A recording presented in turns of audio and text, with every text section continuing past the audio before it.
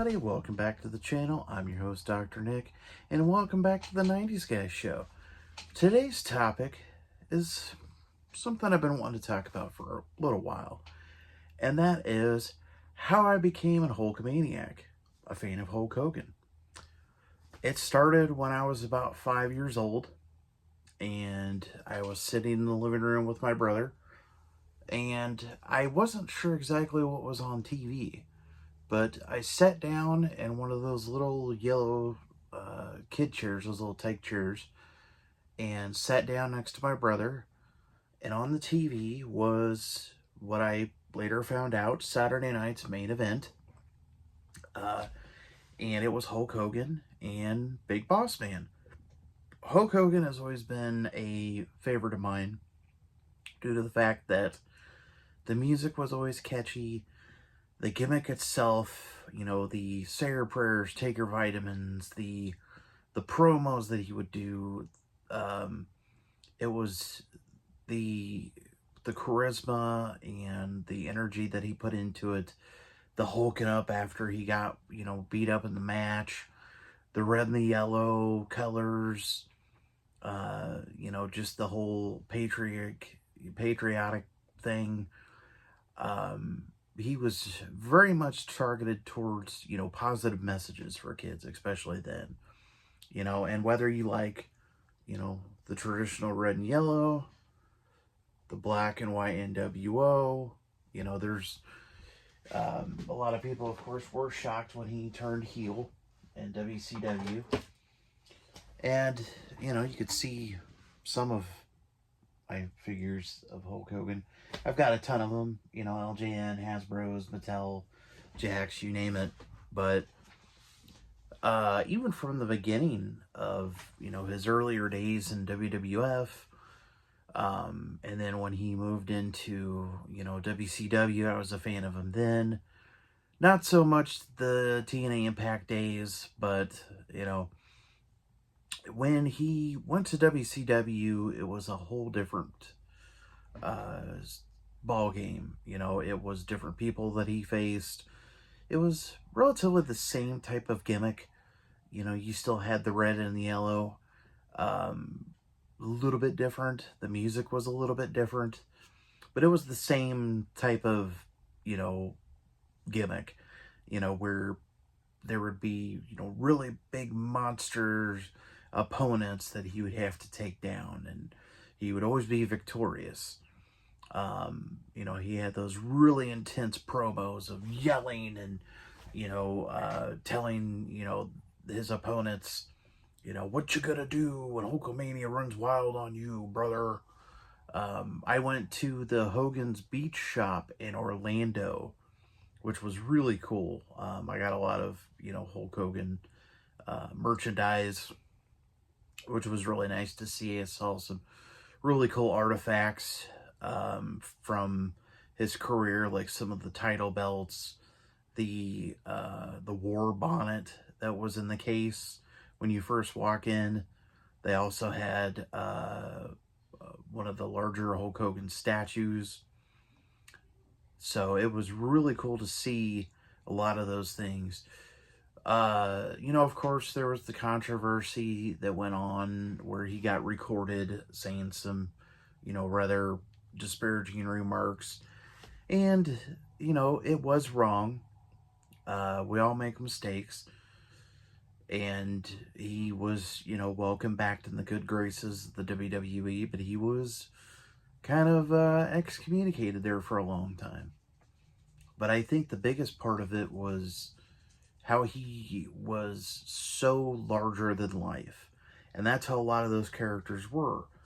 The Ultimate Warrior, the Jake the Snake Roberts, a lot of the bigger, you know, guys who would just, you know, come running out there, and so much intensity.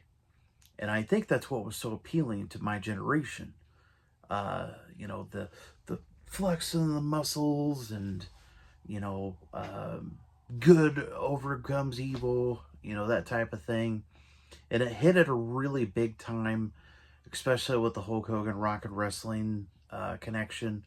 They had the deal with MTV, and he did a lot of things with Mr. T, Cyndi Lauper, a lot of, other musical, really big deal during that time. So it was definitely a lot of people. It took him a lot to get used to the fact that he was a bad guy in WCW. But the NWO, as you know, took off like crazy. And people, it was cool to be bad. It was cool to be the bad guy. You had the too sweet, and with Kevin Nash and Scott Hall and the whole, NWO crew. But it was when he returned in 2002 and was more of the long, tie-dye tights Hulk Hogan, and went against guys like, The Rock and Randy Orton in '05 and Undertaker and Triple H and, guys like that.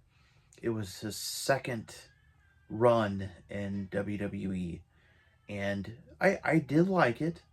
It was cool. He won the Undisputed Championship. Um, but it was different.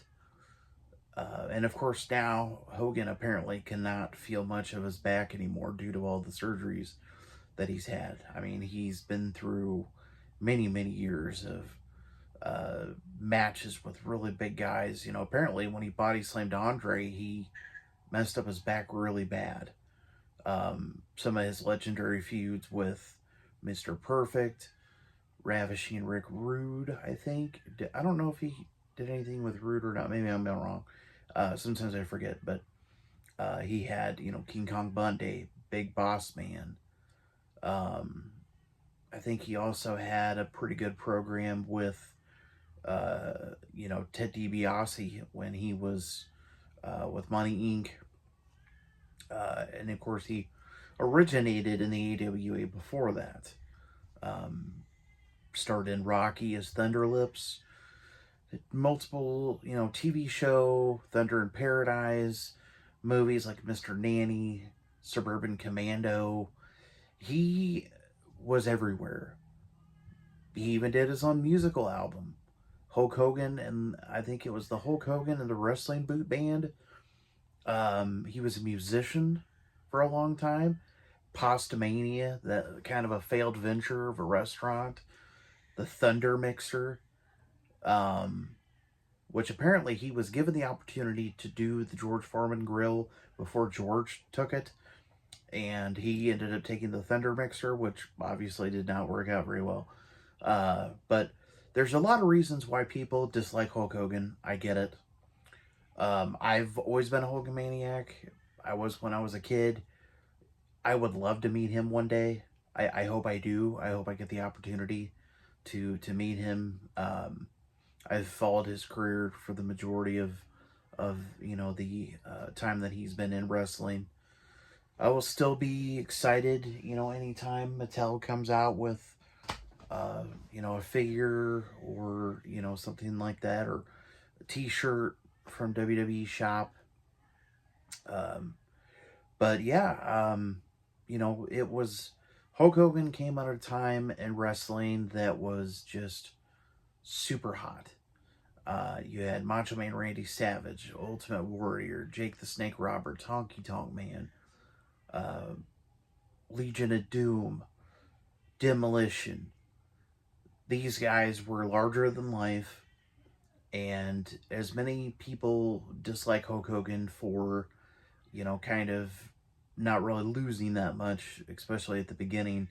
I remember he had the feud with Earthquake, and Earthquake,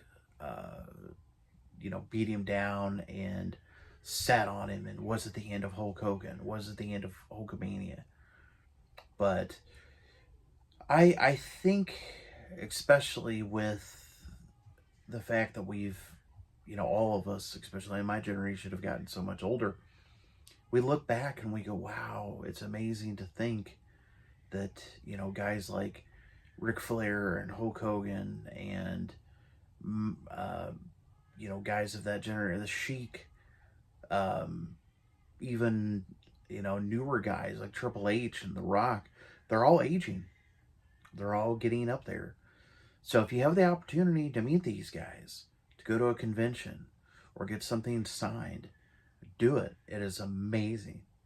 It is really, really cool to meet these guys. I'm going to the Squared Circle Expo next month in about 4 weeks in Indianapolis, Indiana. And it is going to be amazing. It is literally a convention, 2 days worth of dedicated to nothing but wrestling. Figures, memorabilia, autographs, signings, live wrestling show. Amazing. But thank you for tuning in. Hit that like button. It really helps the channel. Hit the subscribe button. Hit the little bell icon to make sure you're notified of all the videos. And I will see you all later.